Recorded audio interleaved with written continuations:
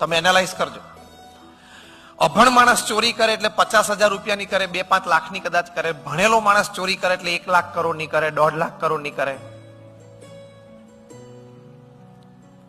અને બોમ્બ્સ અને મિસાઇલ્સ બનાવે છે, અભણ નથી બનાવતા. વેપન્સ ઓફ માસ ડિસ્ટ્રક્શન બનાવે છે, અભણ નથી બનાવતા.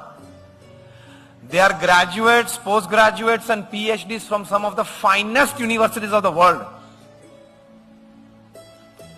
જે વૈજ્ઞાનિકો 18 કલાક લેબોરેટરીમાં કામ કરીને માણસ જાતને કેવી જલ્દી સાફ કરી નાખવી, એના જે શસ્ત્રો બનાવે છે ને, બહુ જ ભણેલા લોકો છે.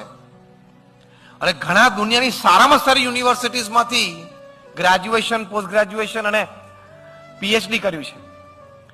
પણ એ ભણ્યો, શિક્ષણ પ્રાપ્ત કર્યું, પણ એને સંસ્કાર નથી, એને દિશા નથી. એની પાસે સ્પીડ છે પણ ડિરેક્શન નથી.